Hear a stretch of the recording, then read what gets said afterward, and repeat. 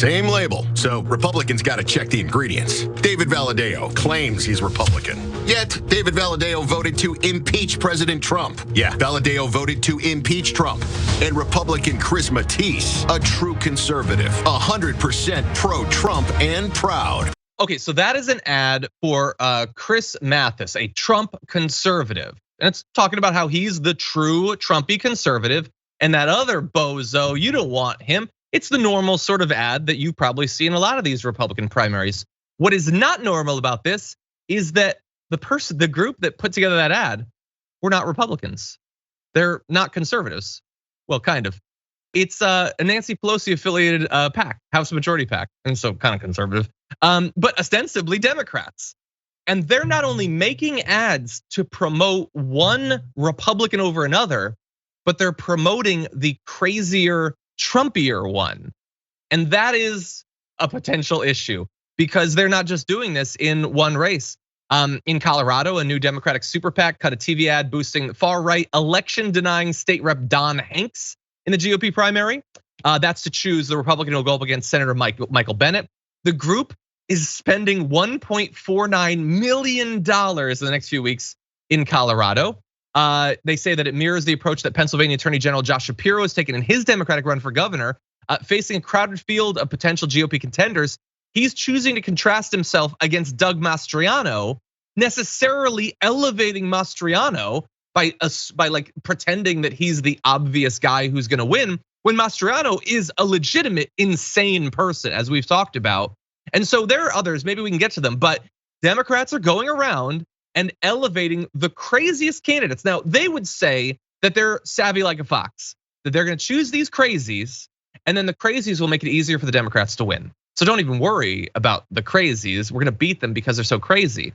Except that the country hates the Democrats right now, and the elections look like they're gonna be rough. And so are we sure that they won't be helping to elevate a needlessly crazier person who will actually win and might help to overthrow democracy or strip away your rights? The Democrats dabbled in this in 2016 too, if you recall. Some of them like secretly hoping and dreaming that Trump would be the candidate because he'd be so easy to beat.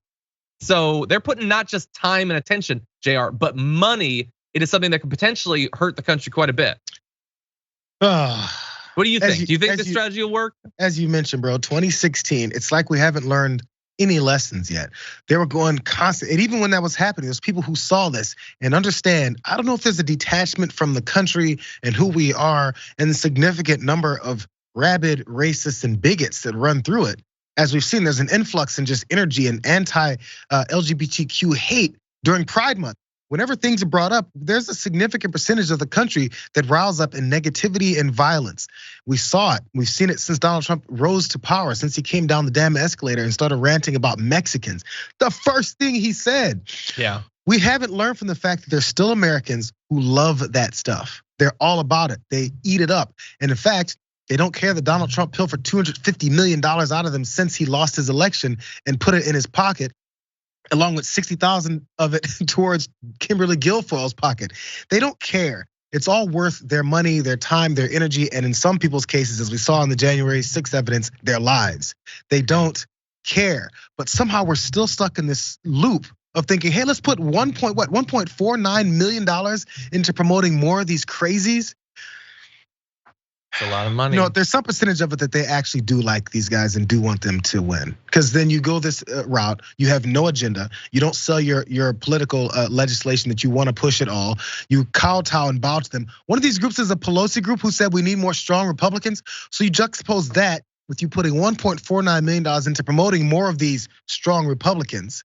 Yeah. And then you lose. Good job. We'll see. Maybe it'll be a great strategy. Maybe Michael Bennet will just trounce this crazy person, and I hope so because they are playing with fire. And the issue is that they're all wealthy. They're not going to get burned if this thing fails. It's us that are going to get burned. They're playing games with our futures, not really with their own.